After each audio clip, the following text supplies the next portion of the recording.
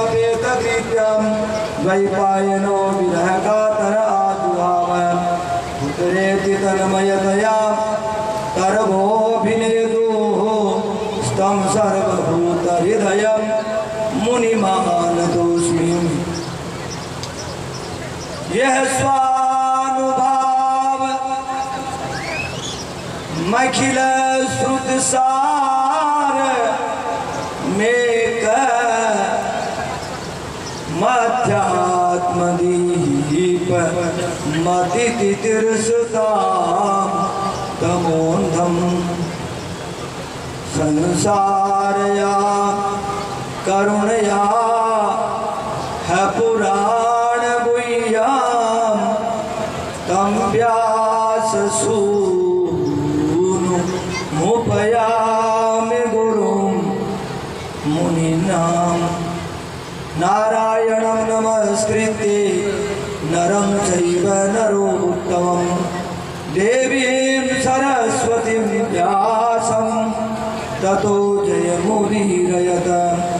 ओम नमो भगवते वासुदेवाय। ओम नमो भगवते वासुदेवाय। ओम नमो भगवते वासुदेवाय।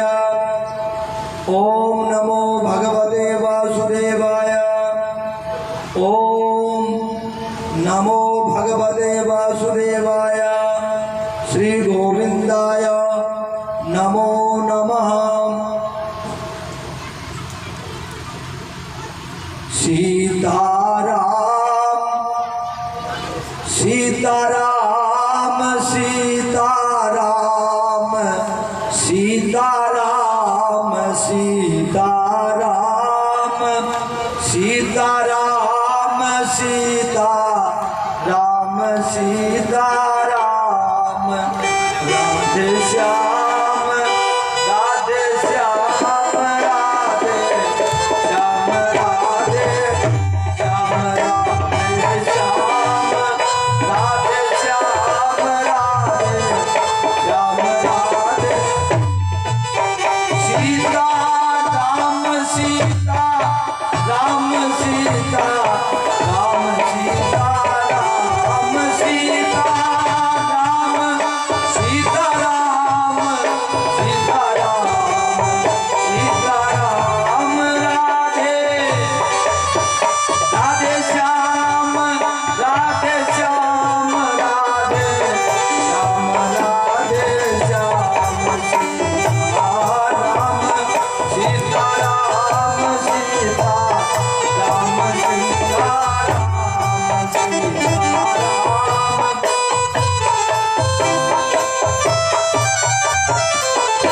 वृंदावन बिहारी लाल की जय। श्री कृष्ण कन्हैया लाल की जय।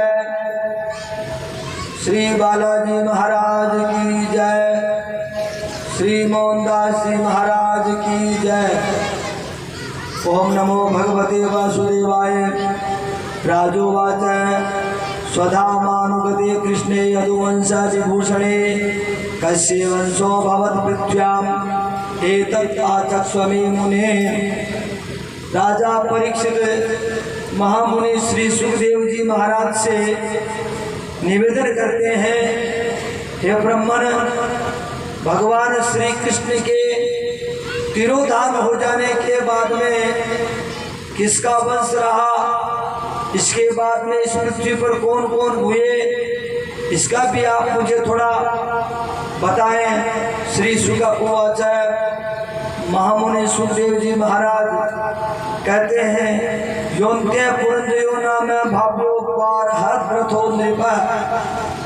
हे राजन, जो अंत में बृहद्रथ के वंश में पुरंजय नाम का जो राजा हुआ, उस पुरंजय नाम के राजा के यहाँ तस्य आमात्यस्तु शुनको हत्वा, उसका सुनक नाम का आमात्य अर्थात मंत्री उसको मार करके स्वयं स्वामी बन गया और अपने आप को प्रद्योत नाम से विख्यात किया।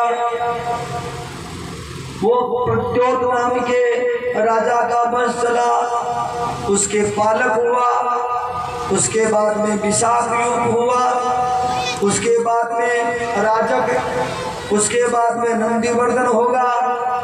ये 5 प्रद्योत नाम के वंश में 338 वर्ष तक शासन को भोगेंगे। उसके बाद में शिशुनाग वंश आएगा। भाग्य काकवर्ण सुत है, उसका काकवर्ण नाम का पुत्र होगा। उसके बाद में क्षेमधर्मा, क्षेमधर्मा के क्षेत्रज्ञ, वो क्षेत्रज्ञ के विदिशार। उसके बाद में शत्रुजित, और शत्रुजित के बाद में दर्भग। ये जो राजा हैं, नंदीवर्धन आज यो महानंदी सुतस्त है। उसके बाद में नंदीवर्धन होगा, जो महानंदी उसका पुत्र। शिशुनाग वंश में ये 10 राजा षष्ठोत्तर शतत्रयम् 360 वर्ष तक इस पृथ्वी को भोगेंगे।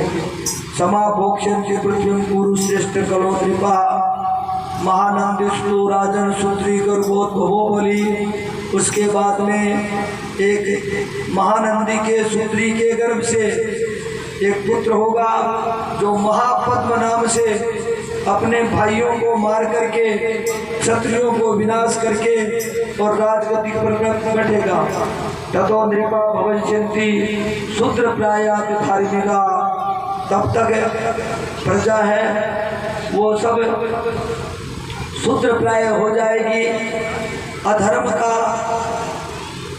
प्रभाव ज्यादा हो जाएगा।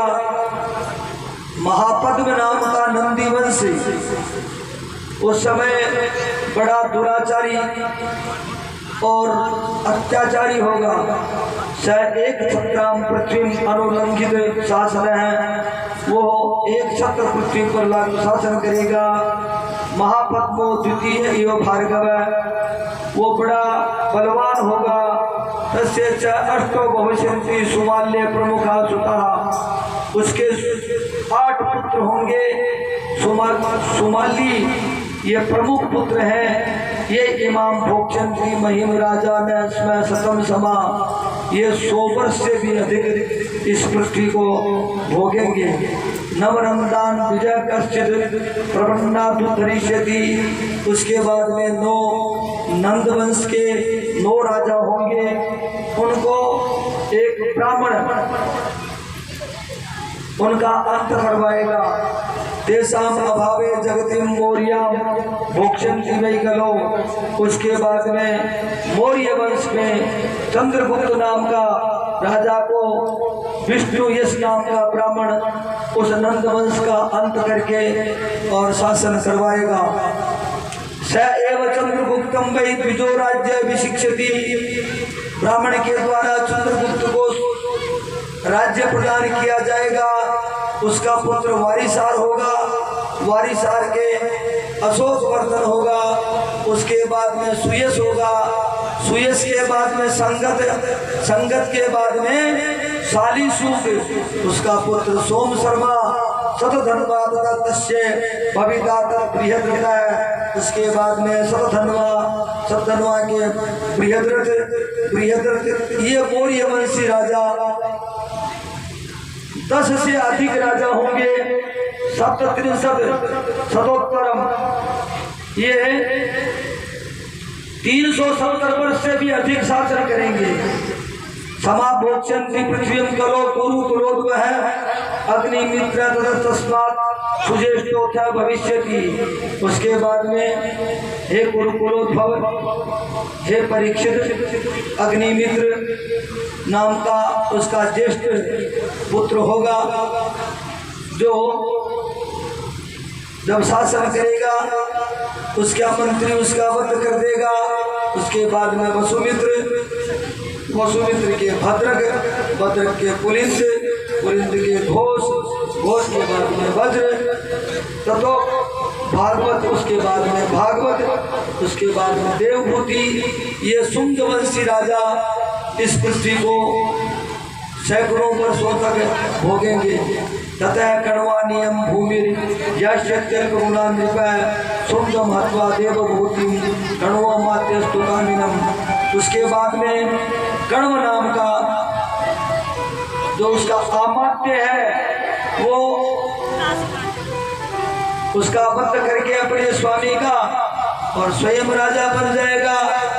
स्वयं करिष्यते राज्यम वसुदेवो महामती और अपना नाम वसुदेव रखेगा। उसके बाद में नारायण, नारायण के बाद में भूमित्र। ये काणो संजय के सत्वारी सप्त पंचच ये 145 वर्ष से अधिक पृथ्वी को भोगेंगे। फिर गणवंशी जो है उनका वध कर दिया जाएगा और एक उसका जो मंत्री है वो सुश्रमा नाम से पृथ्वी पर राज्य करेगा। इस प्रकार से वो कृष्ण नाम से कहलाएगा। उसके 7 प्रकरण, फिर पूर्णमास, फिर लंबोदर, फिर विकल, फिर मेघ स्वाति, फिर उसके बाद में अनिष्ट कर्मा, अनिष्ट कर्मा के बाद में हाले, हाले के बाद में पुरुष भिरू, ये सब उसके बाद में सनंदन, चकोर, ये सब राजा त्रिसंदीप, ये 30 राजा राज करेंगे। खड़पंचा सत्य पृथ्वी भोक्षण के कुरुनंदन है। ये 360 वर्ष से भी अधिक, 56 वर्ष से भी अधिक पृथ्वी को भोगेंगे। उसके बाद में 7 आभीर और 10 गर्दभ, 16 कंक भूपाल इस पृथ्वी पर राज करेंगे। सब लोलुप हो जाएंगे। 8 यवन भव्या 14 तुरस्का, 8 यवन राज करेंगे। 14 तुरक इस भारत भूमि पर राज करेंगे। भूयो 10 कुरुंडाश्रय और 10 कुरुंड राज करेंगे। और 11 मोनों का राज्य होगा। एते भोक्षन्ति पृथ्वी 10 वर्ष सतानी चाहे। ये 1000 वर्ष से भी अधिक पृथ्वी को भोगेंगे। नवाधिकाम च नवतिम मोना एकादश अक्षरिम, 99 वर्ष से भी अधिक ये मौन इस पृथ्वी पर भोगेंगे। भोक्षन्ति अब्दस्तान्यंग त्रिणीतैः संस्थितः किलकिलायाम नृपतयो भूतनंदो अथवंगिरः। इसके बाद में ये किलकिला नाम की नगरी में भूतनंद के यहाँ जो अंगिस गोत्री है वो राज करेगा। शिशुनंदी भ्राता, उसके बाद में शिशुनंदी, उसके बाद में यशोनंदी, उसके बाद में प्रवीरक। ये सब भविष्य अधिकानी छठ तेसाम प्रयोदसुता ये है और 106 वर्ष से भी अधिक पृथ्वी को भोगेंगे। इसके बाद में पुष्पमित्र और उसके बाद में दुर्मित्र, दुर्मित्र के बाद में एकर, ये 7 कौशल राजा राज करेंगे। वैदुरस पतियो भाव्या निषदास्त एवं मागदानाम तो भविता विश्वस्फूर्ति पुरंजय है। हे राजन, उसके बाद में पुरंजय आदि सब हो गए। क्या कहा जाए, सौराष्ट्र, अवंती, आभीर, शूद्र, अर्बुद, मालवा, ये जो देश प्रदेश हैं उनमें उसके बाद में ये सब प्राय है जो बदमाश हैं, चोर हैं, लुटेरे हैं, जो अपने आप को ज्यादा अभिमानी मानने वाले हैं, वो प्रजा को परेशान करेंगे, अपने को शासनकर्ता बताएंगे। हे राजन, जब से भगवान श्री कृष्ण अपने स्वधाम को गए हैं तब से धर्म है, सत्य है, सोच, क्षमा, दया ये काल के प्रभाव से धीरे धीरे धीरे धीरे कम होते जा रहे हैं। वित्तमेव कलो निर्णाम, मनुष्य का केवल और केवल एक ही उद्देश्य रह जाएगा, धन कमाना। जिसके पास धन है उसके पास सब प्रकार के गुण हैं, जिसके पास धन नहीं है उसके वो कुछ भी नहीं है। और इतना ही नहीं, वित्तमेव कलो निर्णाम धर्माचार गुणोदय, धर्म न्याय व्यवस्थाया, न्याय की व्यवस्था भी धन के अधीन हो जाएगी। धर्म भी जिसके पास धन है उसी के पास हो जाएगा। स्त्री और पुरुष के आपस में प्रीत हो गई, यही उनका विवाह होगा। ख्यातावन्यापत्ति कारणम अवृत्या न्याय दौर्बल्यम पांडित्य चापलम बचाए। झूठ ज्यादा चलेगी और जिसके पास धन है उसके पास न्याय होगी, जिसके पास में धन नहीं है उसके पास न्याय नहीं होगी। जो ज्यादा वाक्चाल है, लोगों को भ्रमित करता है, वही पंडित कहलाएगा। अनाट्य दैवा साधुत्व दम्भे बचाए। अनाड़ीपना है यही साधुत्व कहलाएगा, और दम्भ है, पाखंड है, वही साधु कहलाएगा। स्वीकार करना ही विवाह होगा, स्नान करना ही प्रसादन और श्रृंगार होगा। दूरिये वार्यनम तीर्थम लावण्य के सुधारणम। जितना दूर स्थान होगा, तीर्थ होगा, उसको तीर्थ कहेंगे। तीर्थ के पास रहने वाले उस तीर्थ को तीर्थ नहीं कहेंगे। और केवल केशों को धारण करना, केशों का श्रृंगार करना, यही लावण्य रह जाएगा। उदरम भरता स्वार्थ सत्य धर्ष्ट में वही। और लोगों का यहाँ तक हो जाएगा, जो अपना पेट पाल लेता है यही पेट के लिए स्वार्थ है, और जो धृष्टता है वही सत्यता नजर आएगी। दाक्षम कुटुंब भरणम। जो आदमी अपने कुटुंब का भरण पोषण कर लेगा उसको बहुत बड़ा सफल और दक्ष मानेंगे। दाक्षम कुटुंब भरणम यशोटे धर्म सेवनम। और अपने यश की प्राप्ति के लिए धर्म की सेवा की जाएगी। एवं प्रजा दुष्टा भी राकीर्णेक्षि मंडले। इस प्रकार से ये जो प्रजा है वो दुष्टों के द्वारा, दुष्ट भावनाओं के द्वारा इस भूमंडल पर प्रभावित हो जाएगी, उनके द्वारा बेष्टित हो जाएगी। ब्राह्मण है, क्षत्रिय है, वैश्य है, शूद्र है, जो भी बलि होगा वही राजा हो जाएगा।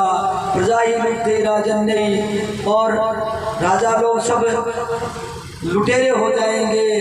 प्रजा बड़ी दुखी होने लग जाएगी। निर्घृणित धर्म भी, और वो अधर्मी है उनके भय के मारे उन्हीं को महान बताएगी। आचिन्न दारिद्र बिना शासन के गिरी कारणम। इस प्रकार से प्रजा दुखी होकर के पर्वतों में, गिरी कंदराओं की गुफाओं में इधर उधर भटकती फिरेगी। साग मूल फल आदि जैसे जैसे जो कुछ मिल जाएगा उसी से अपना भरण पोषण करेंगे। अनावृष्टि है और अकाल है, दुर्भिक्ष है, और अनेक प्रकार के जो रोग हैं उनसे प्रजा पीड़ा को प्राप्त होगी। क्षीयमाणेषु देहेषु। सबकी देह क्षीण प्राय हो जाएगी। कलि के दोष के प्रभाव से वर्णाश्रमताम धर्मे नष्टे वेद पथे नृणाम। वर्णाश्रम धर्म नष्ट प्राय हो जाएगा। मनुष्य वेद पद से, ब्राह्मण लोग वेद पद से भ्रष्ट हो जाएंगे। इतना ही नहीं, अणुप्रायसु औषधिषु। औषधियाँ हैं वो अणुप्राय हो जाएंगी, सूक्ष्म हो जाएंगी। सभी प्रायसु स्थानुषु। बड़े बड़े विशाल वृक्ष सभी के बराबर हो जाएंगे। विद्युत प्रायसु वेगेषु। जिस प्रकार से बिजली चमकती है और लुप्त हो जाती है, वैसे ही मेघ आए और चले गए। इथम कलो गतपुराय जनेषु खर धर्मसु। इस कलयुग में मनुष्य गधे की तरह आचरण करने वाला हो जाएगा। तब धर्म त्राणाय संपेन भगवान अवतरिष्यति।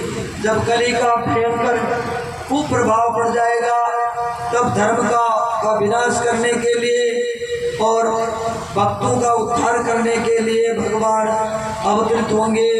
चराचर गुरु विष्णु भगवान जो अखिल लोक के नायक हैं, धर्म त्राणाय, धर्म की रक्षा करने के लिए, साधु नाम धर्म कर्मानुपत्तये, और साधुओं के जन्म और कर्म हैं उनको सुरक्षित करने के लिए संबल नाम के ग्राम में, ब्राह्मण के घर में, जिसका नाम विष्णु यश है, उसके यहाँ भगवान कल्कि के रूप में प्रकट होंगे। अश्वमासो गमारुये देवदत्तम जगत्ती, और तब भगवान जगतपति देवदत्त नाम के घोड़े पर आरूढ़ होकर के अपने तलवार के द्वारा दुष्टों का दलन करेंगे, और इस प्रकार से फिर पुनः धर्म की स्थापना करेंगे। इस प्रकार से हे राजन, ये मैंने तुम्हें संक्षिप्त में चतुर्युगी के बारे में, कली के अंत तक का समय तुम्हें बता दिया है। अब तुम्हारी कैसी इच्छा है? महामुनि सुखदेव जी महाराज से कहते हैं, हे भगवान, आप एक कृपा करके बताओ प्रलय काल कैसा होता है और प्रलय काल की कैसी स्थिति होती है। तो श्री सुखदेव जी महाराज कहते हैं, यूं तो प्राणी की मृत्यु के बाद में उसके लिए तो प्रलय ही है, लेकिन एक तो नित्य प्रलय है।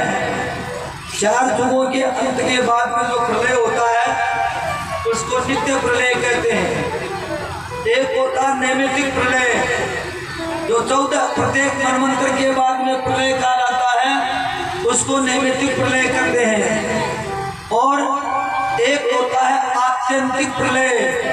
आत्यंतिक प्रलय में ये सब पृथ्वी आदि कुछ भी नहीं रह जाता, बहुत काल तक लगातार वर्षा ही वर्षा होती है, और इतनी वर्षा होती है कि ये पृथ्वी है वो कीचड़ का रूप धारण कर लेती है।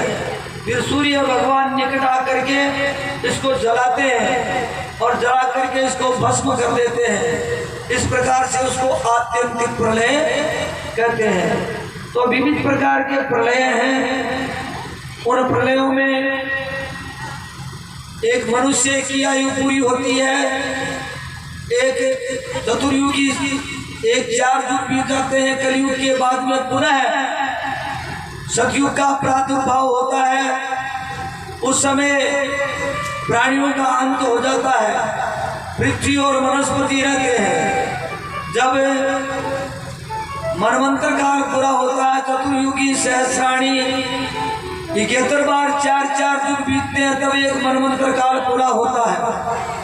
और 1000 बार चतुर्युगी होती है, तब ब्रह्मा जी महाराज का एक दिन होता है। ऐसे ब्रह्मा जी महाराज 100 वर्ष तक अपना जीवन धारण करते हैं और इस सृष्टि की उत्पत्ति, स्थिति, लय और देखते हैं। उसके बाद में पुनः ब्रह्मा आदि लोकपालों और दिक्पालों का प्रादुर्भाव होता है। ऐसा ये सृष्टि का क्रम है, ये काल का क्रम है।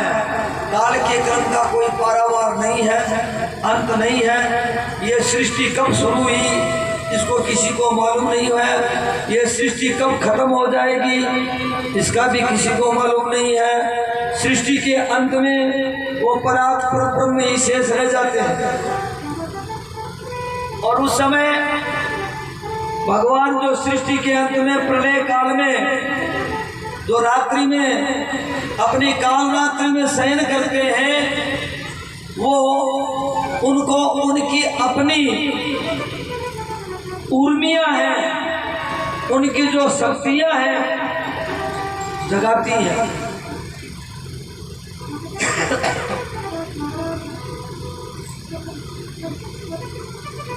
भगवान की जो चेतना है वो उनको वापस उठने का उत्कर्ष करने के लिए कहती हैं, जय जय जय जा, जय जय जय जा मजित दोष भीत गुणा त्वमसि यदात्मना समवरोध भगा अग जगदो कसा मखिल सत्य बोधकते क्वचित जयात्मनाच चरतो नुचरे निगम। जय जय जय जा भगवान की स्तुतियां, भगवान की यादगार। भगवान जो सोते हैं अपनी योग माया का आश्रय लेकर के प्रलय काल में जो निद्रा में सोए हुए हैं, जितने काल तक सृष्टि होती है उतने ही काल तक भगवान की रात्रि होती है। और वो रात्रि काल पूरा होता है तब जैसे हम अपने पर्यंत पर सोए हुए जब जागने की चेष्टा करते हैं तब अपनी प्रकृति को धारण करते हैं। मैं कैसा हूँ, मैं कौन हूँ, मेरा कैसा अस्तित्व है, मैंने कौन कौन से काम कर लिए हैं, मुझे क्या क्या काम करना है, और मैंने कल किसके साथ में व्यवहार किया था, आज मुझे किसके साथ में कैसा व्यवहार करना है, और मेरे में क्या क्या कमजोरियां हैं, उन कमजोरियों को मैं कैसे दूर करूं, इन सब के बारे में वो एकाएक एक ही क्षण में सब कुछ स्मरण कर देता है अपनी चेतना के द्वारा, अपनी स्मृति के द्वारा, अपनी स्मृति के द्वारा। वैसे ही जैसे राजा को उसके सूत मागध बंदीजन स्तुति करके जगाते हैं, वैसे भगवान की चेतनाएं, भगवान की जो स्तुतियां हैं वो शाश्वत रहती हैं। और वो स्तुतियां कहती हैं जय जय जय जा मजित दोष गृभीत गुणा त्वमसि यदा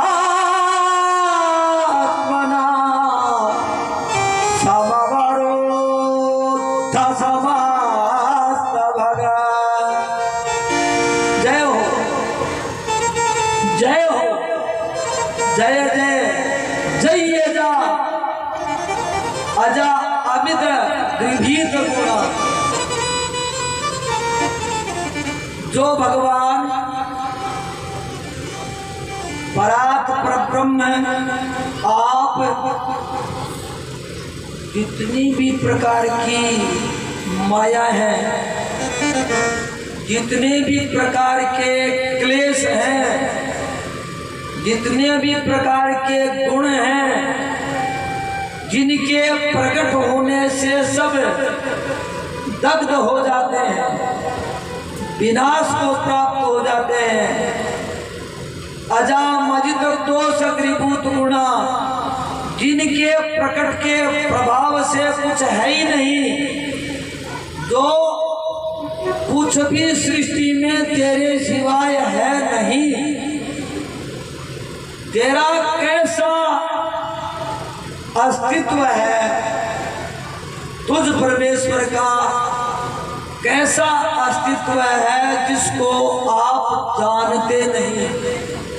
क्यों नहीं जानते? क्योंकि आप अपने आप को न देख सकते हैं, न आपको सुन सकते हैं, न आप अपने आप को स्पर्श कर सकते हैं। क्यों? क्योंकि आप अपने आप में परिपूर्ण हैं। आपको चलने के लिए पैरों की आवश्यकता नहीं है, पकड़ने के लिए, कुछ करने के लिए हाथों की आवश्यकता नहीं है, सुनने के लिए, देखने के लिए, स्पर्श करने के लिए, श्वास और प्रश्वास लेने के लिए आपको कोई आवश्यकता नहीं है। क्यों नहीं है? क्योंकि आप पूर्ण काम हैं। आपको न भूख लगती है, न प्यास लगती है, न आप कभी छोटे होते हैं, न आप बड़े होते हैं, न आप कभी पैदा होते हैं, न कभी आपकी मृत्यु होती है, न आप कभी जीर्ण होते हैं। आप क्या हैं? आप अव्यय है, आपका कभी व्यय नहीं होता। लेकिन आप में अपने सात्विक अहंकार के माध्यम से आप में यह भाव है कि मैं हूं, और जब मैं हूं तो प्रश्न खड़ा हो जाता मैं कैसा हूं, कौन हूं, कहां हूं, कितना हूं। तो अपने आप को जानने के लिए दोष गृभीत गुणा, आप गुणों के दोषों को धारण करते हैं।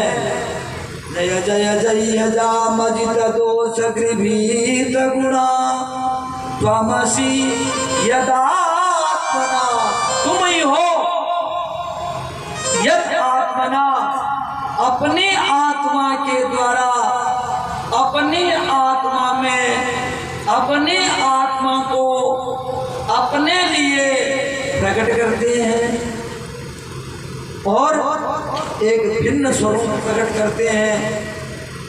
सहस्र शीर्षा पुरुष है, सहस्राक्ष है, सहस्रपात है, सभूमि गुण सर्वत्र स्मृत्वा दशांगूलम, जिसके 1000 आंख हैं, 1000 पांव हैं, 1000 हाथ हैं, और वो 33 दशांगूलम वो पृथ्वी से 10 अंगुल ऊपर विचरण करता है, व्याप्त होता है, सर्वत्र व्याप्त है। पुरुष वेदम सर्वम जद्भूतम जच्छभाव्यम, यह पुरुष है, ये पुरुष है। एव इदम, इदम पुरुष है, ये जो पुरुष है, कौन सा पुरुष? जो 1000 आंख, 1000 कान, 1000 पांव, अर्थात हजारों अंग प्रत्यंगों को धारण करने वाला विराट महान, ये क्या है? यही एक पुरुष है। जो क्या है? पुरुष एक वेद गुण सर्वम जद्भूतम सच्चभाव्यम, जो होता है, जो हुआ है, जो हो गया और जो होने वाला है, उस सब का कारण ये पुरुष है। कौन पुरुष है? जो हजारों अंग प्रत्यंग धारण करता है। वो हजारों अंग प्रत्यंग किस लिए धारण करता है? अपने आप को जानने के लिए धारण करता है। मैं कौन हूँ, कहाँ हूँ, अब वो देख नहीं पाता, अपने नेत्रों से अपने आप को नहीं देख पाता। क्यों नहीं देख पाता? क्योंकि उसका रूप नहीं है, उसका रंग नहीं है, उसका कोई स्थान नहीं है, उसकी कोई पूर्ति नहीं है। वो कौन है? कैसा है? वो व्यापक है, वो महान है, वो ब्रह्मांड में है, ब्रह्मांड से परे है, अनंतानंद ब्रह्मांड, जिसके महान ब्रह्मांड में है, ऐसा महान ब्रह्मांड भी उसके लिए छोटा है, उससे भी परे है, अर्थात उसका पारावार नहीं है, इसलिए उसको अपार कहते हैं। उसके ऊपर कोई नहीं है, इसलिए वो अपर है। उससे बड़ा कोई नहीं है, इसलिए हम अपनी भाषा में उसको महान कहते हैं। ऐसा परात ब्रह्म जिसने सोचा कि मैं ये अकेला तो मैं मेरे को नहीं खोज सकता, तो मुझे क्या करना चाहिए? मैं एक हूँ, मैं बहुत हो जाऊं, तो गृभीत गुणा त्वमसि यदात्मना समवरुद्ध समस्त भग है। तुमने सब प्रकार के जितने भी कल्याण हैं, उन सबको तुमने अवरुद्ध कर लिया, रोक लिया, अपने अधीन कर लिया, और विभिन्न प्रकार के कल्याणों को, भगों को, ऐश्वर्यों को तुम धारण करते हो, और ऐसे विविध प्रकार के अवतार धारण करते हो, विविध प्रकार के तपस्या का रूप धारण करते हो, तपस्वी बनते हो, ऋषि महर्षि बनते हो। कहीं कीर्ति की अधिकता है, कहीं तप की अधिकता है, कहीं धन की अधिकता है, कहीं सर्वस्व दान करने की सामर्थ्यता की अधिकता है। जैसे शिवी और दधीची तपस्या में, जैसे दुर्वासा आदि मुनिगण, ऐसे तुम अनेक प्रकार की उपाधियों को धारण करते हो और धारण करके फिर प्राणियों को तुम सुख और दुख प्रदान करते हो। सुख और दुख के माध्यम से वो हान उपाय के लिए, दुख की निवृत्ति के लिए वो अन्वेषण करे, सत्संग करे, उस परमेश्वर को जाने, अपने आप को जाने। इसके लिए तुम नाना प्रकार के शास्त्रों का, वेदांत का, सांख्य शास्त्र का, इनका प्रतिपादन करते हो, वेदों को, पुराणों को रचते हो, अनेक प्रकार की प्राणी को यातना देते हो, स्वर्ग और नरक की स्थापना करते हो। ये सब क्या है? ये तुम्हारे द्वारा है। क्यों है? तुम अपने आप को प्राप्त होना चाहते हो। भागवत में प्रथम श्लोक में भी यही बात कही है। भागवत का जो प्रथम मंगलाचरण है उसमें क्या कहते हैं? जन्मा देशय तो गया पितरत चार्थे स्विज्ञेश्वरा तेने ब्रह्म विधाय आदि कवये मुह्यन्तिया सूरया तेजो वारिमृदा यथा विनिमयो यत्र त्रिसर्गो मृषा धाम्ना स्वेन सदा निराश्र कुहकाम सत्यम पराम धीमहि। वेदव्यासी महाराज कहते हैं जन्माद्यस्य है, जिनके द्वारा, जिनमें, जिसके लिए उत्पत्ति, स्थिति और लय होता है। और कैसा होता है उसमें? जैसे माटी, जड़ और अग्नि के संस्कार से घट पट आदि बनते हैं और वो सत्य की तरह प्रतीत होते हैं, वैसे ही ये मिथ्या जगत जिसके वास करने से, जिसमें ओतप्रोत होने से जो सत्य की तरह प्रतीत हो रहा है, जबकि वो झूठा है। और जिनके लिए बड़े बड़े सूरवीर, ध्यानी, ज्ञानी, योगिंद्र, मुनिंद्र, अमलात्मा विमोहित हो जाते हैं, ऐसे भगवान हमें परम सत्य को प्रदान करें, हमें वास्तविक सत्य के बारे में हमें प्रेरित करें।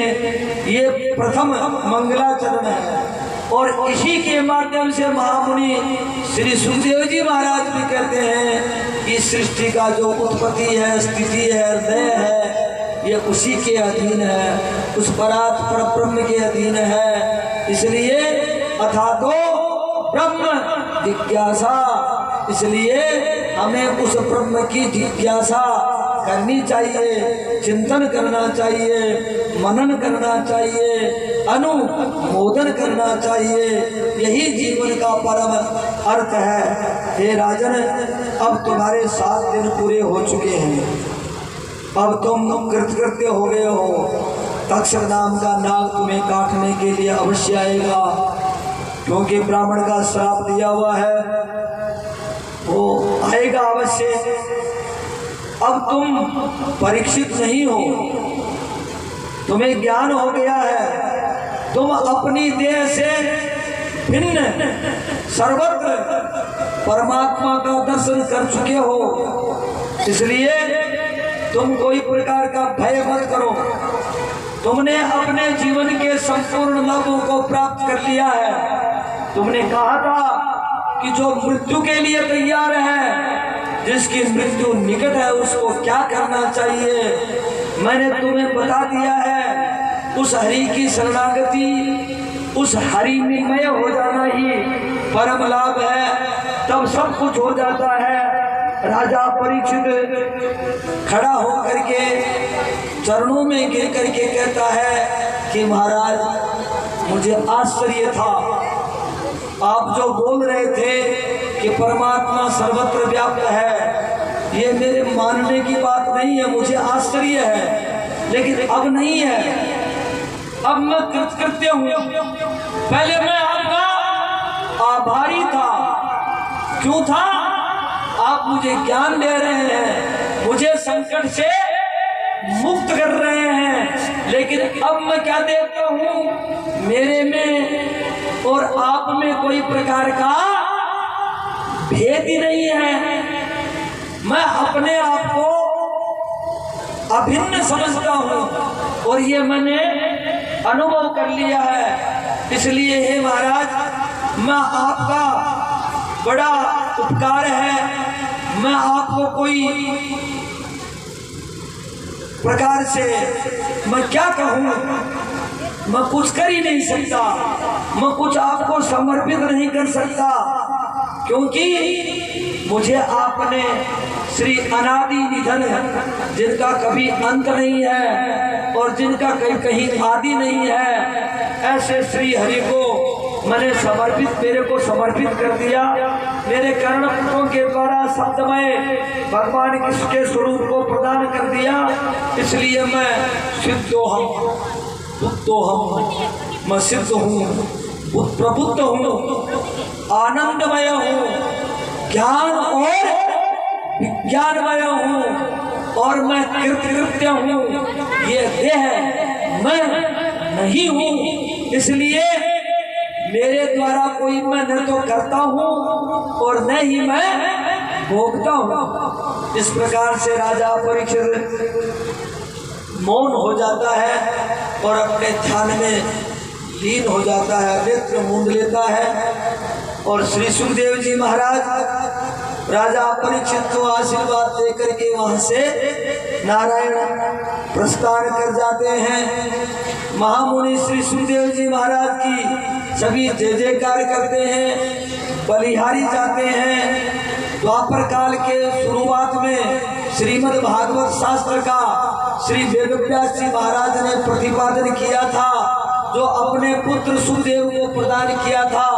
आज सभी ऋषि महर्षियों के सामने ये श्रीमद् भागवत शास्त्र का प्रादुर्भाव हुआ है। सब कृतकृत्य हो जाते हैं। बोलो श्री कृष्ण भगवान की, श्री वृंदावन बिहारी लाल की। राजा परीक्षित महाराज जब वहां बैठे हैं, ऋषि महर्षि भी वही हैं। इधर में क्या होता है, महामुनि सुखदेव जी महाराज के प्रस्थान के बाद में वो तक्षक नाम का नाग राजा को काटने के लिए आता है। कथा की समाप्ति पर कुछ लोग निकल जाते हैं, देखते हैं कि भीड़ भाड़ है, अपना काम संभाले। तो एक कश्यप नाम का ब्राह्मण है, वो भी कथा में आया हुआ था। वो जा रहा है, रास्ते में तक्षक नाम का नाग मिलता है। तक्षक से कहते तुम कहाँ जा रहे हो? बोले मैं राजा परीक्षित को डसने के लिए जा रहा हूँ, और तुम डसोगे तो मैं उसको वापस जीवित कर दूंगा। बोले तुम कैसे जीवित कर दोगे? बोले मेरे पास दारुण मंत्र है, मैं भस्म की हुई वस्तु को वापस जैसी अच्छी वैसी की वैसी कर सकता हूँ। बोल दिखाओ। बोल देखो। तो उसने अपनी फुटकार दे करके और जंगल को भस्म कर दिया, और उसने अपने कमंडलों से जल ले करके अभिमंत्रित करके उसको वापस जैसा था वैसा का वैसा हरा भरा कर दिया। तब उसको कहा कि तुम ऐसा मत करो, तुम एक काम करो, मैं अपना वचन पूरा करने के लिए जा रहा हूँ। श्रृंगी ऋषि ने श्राप दे दिया था, मैं उनके वचन से प्रभावित होकर के जा रहा हूँ। तुम मेरे ऊपर क्यों व्यवधान करते हो? चलो मैं तुम्हें बहुत सारा धन दूंगा। तो उसको बहुत सारे उपहार, धन, सुवर्ण आदि कश्यप को प्रदान किए तो जो होना है वो परमात्मा की इच्छा से होता है, तुम क्यों व्यवधान देते हो? तो उस ब्राह्मण को वो धन ने आकर्षित कर लिया। तो कश्यप नाम का जो ब्राह्मण है वो बहुत सारा धन लेकर के चला गया। हमारा क्या लेने देना है? कोई परीक्षित मरे आजा, कोई मेरे पास तो धन आ गया है। तो भागवत जैसी कथा सुन करके भी, ऐसा अमृत पान करने के बावजूद भी वो राजा परीक्षित की सभा में ही था। महामुनि सुखदेव जी के मुखारविंद से ही उसने भगवत कथा सुनी है, लेकिन उसकी मुक्ति नहीं हुई। वो तो मुक्त कहाँ है, वो तो लोभ के वशीभूत है। इसलिए कोई कहे कि भागवत सुनने से अरे मुक्ति तो मिलती है, लेकिन उसको मिलती है जो परमात्मा के प्रति श्रद्धा और भक्ति रखता है। भवानी शंकर वंदे श्रद्धा विश्वास, श्रद्धा और विश्वास के माध्यम से जो कथा श्रवण करते हैं, फिर भी भगवान की बहुत बड़ी कृपा है, हमारी भक्ति है। हम सदैव भगवत कथा सुनते हैं। राजा परीक्षित के चारों ओर पहरा है, तक्ष नाम का नाग जा नहीं सकता। उसने सोचा क्या करना चाहिए, हाँ पर करना चाहिए, तो उसने क्या किया। राजा परीक्षित अपने कुल के परिवार के लोगों को, उसने तक्ष नाग ने अपने परिवार के लोगों को माली बनाया और बहुत सारे पुष्प राजा के श्रृंगार के लिए, राजा के उपहार के लिए, राजा को बहुत बड़ा मान देने के लिए पुष्प लेकर के जाते हैं। उन पुष्पों में एक छोटी सी लट बन करके वो चला जाता, और जो ही वो पुष्पों का हाथ बढ़ाया गया, तो ही वो तक्ष नाम का नाग अपना रूप धारण करके राजा परीक्षित को भस्म कर देता है, उसकी देह को। लेकिन वो देह तो केवल देह थी, उसने तो तिरोधान कर लिया था, परमात्मा को उसने प्राप्त कर लिया था। इस प्रकार से राजा परीक्षित की गति हुई। उसका पुत्र जन्मेजय वो क्रोध करके सर्पों का यज्ञ करता है कि मेरे पिता का वध किया है, तो सर्पों के यज्ञ में बहुत बड़ा विशाल यज्ञ करता है।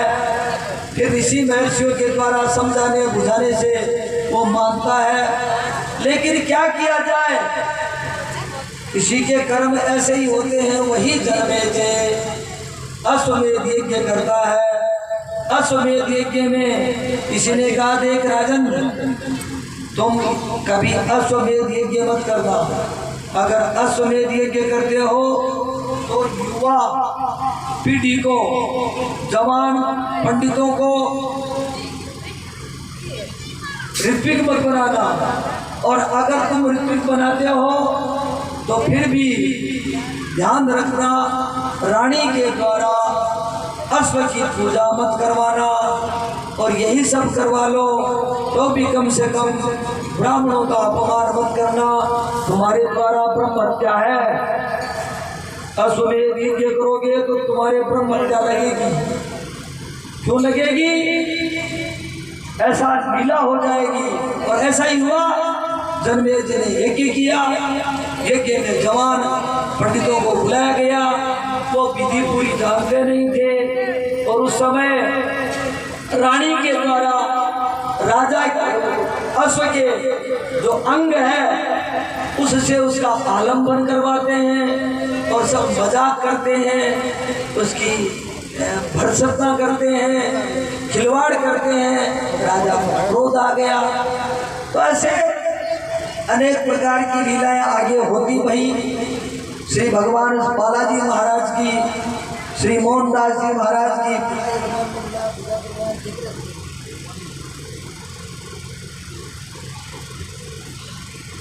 इस वैशाख के महीने में इतनी तपती धूप में आप लोग आकर के इस दोपहर में, क्योंकि 11 बजे से लेकर के 5 बजे तक ही गर्मी पड़ती है, और उसी में आप लोग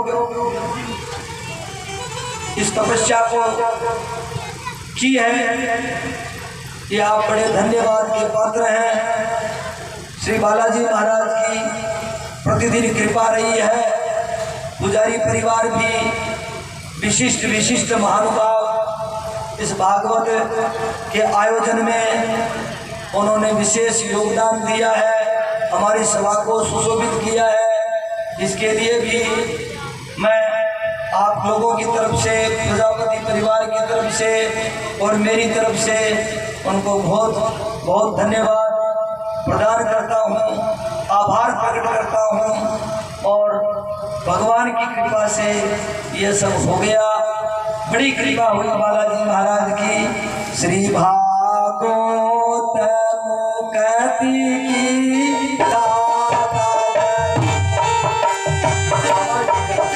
स्वर बना तो स्वर दे।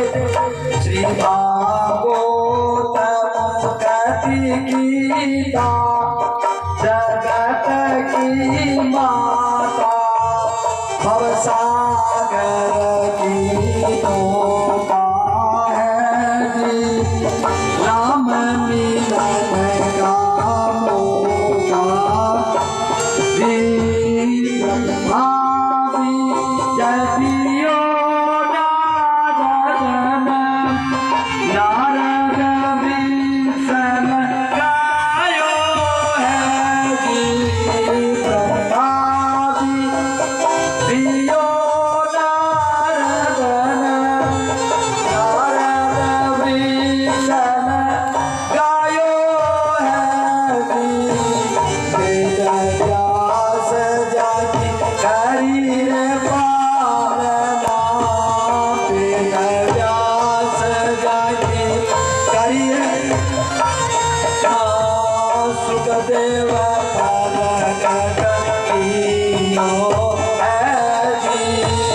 सुखदेव प्रगट कीनो है जी। श्री भागवत मुक्ति की दाता जगत की माता भवसागर की नौका है जी। राम मिलन का मौका है जी। श्री भागवत जी ने द्वादश डाला 335 डाला है जी। श्री भागवत जी ने द्वादश डाला 335 डाला है जी।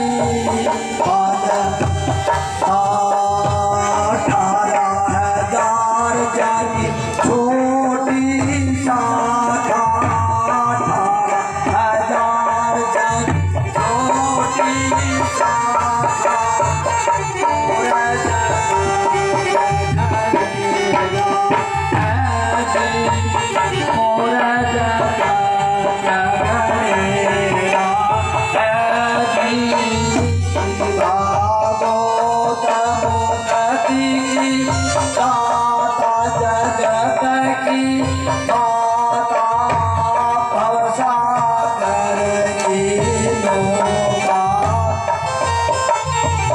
राम मिलन का मौका है जी। पान पुष्प की गिनती नाही। पान पुष्प की गिनती नाही। सुखदेव के कोटियो है जी। सुखदेव के कोटियो है जी। पान पान में अमृत बरस। पान पान में अमृत बरस। मुनिया के मन पायो है जी। मुनि के मन पायो है जी। श्री भागवत मुक्ति की दाता जगत की माता भवसागर की नौका है जी। राम मिलन का मौका। राजा परीक्षित सुनो सुखदेव जी। राजा परीक्षित सुनो सुखदेव जी। याकिन प्रगट की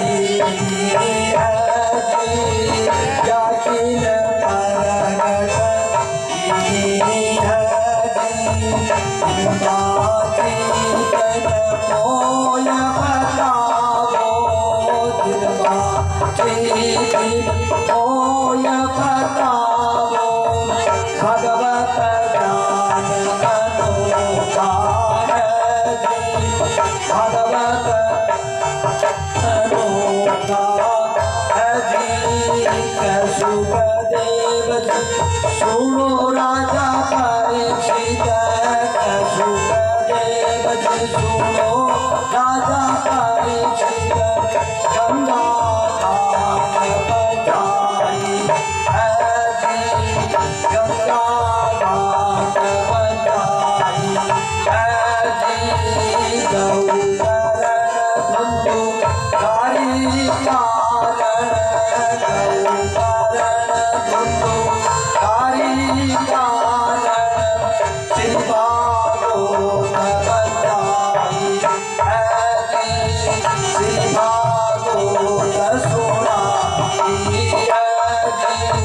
ज्ञान वैराग्य भगति का पुत्र, ज्ञान वैराग्य भगति का पुत्र, जिसने प्रगट देखी है जी, जिनके प्रगट देखी है जी।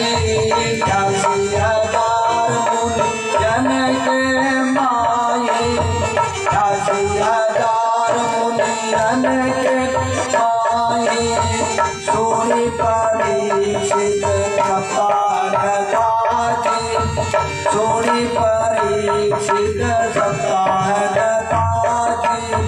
गिणमाच 88,000 मुनियन के माये, सोनी परीक्षित सप्ताह जी। 7 दीना बीज मुख की, 7 दीना बीज मुख की पाए, पुण्य में बरसायो है जी, पुण्य में बरसायो है जी। जदीना बीज मुख की पाए, पुण्य में बरसायो है जी। बैठ विमान बैकुंठ पधारिया, बैठ विमान बैकुंठ पधारिया, मुनियन के मन भायो है जी, मुनियन के मन भायो है जी। कृपा करो श्री कृष्ण मुरारी, कृपा करो श्री बाके बिहारी, हम भी पावे मोती है जी, हम भी पावे मोती है जी। काम क्रोध लव लोभ छोड़ दो, काम क्रोध मद लोभ छोड़ दो, नहीं तो रहोगा रीता है जी, नहीं तो रहोगा रीता है जी। श्री भागवतम गति की दाता जगत की माता करती होता है जी, भवसागर की होता है। श्री राम मिलन का होता, श्री कृष्ण मिलन की तो।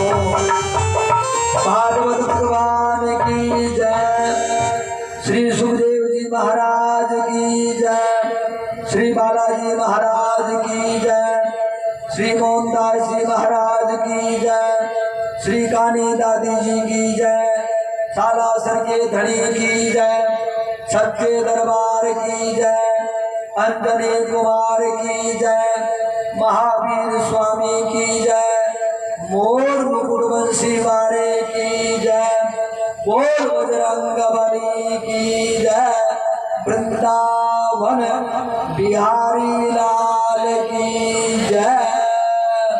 धर्म की जय हो, अधर्म का नाश हो, प्राणियों में सद्भावना हो, विश्व का कल्याण हो, गौ माता की जय हो, गौ हत्या बंद हो, सत्य सनातन धर्म की जय हो। हर हर हर महादेव।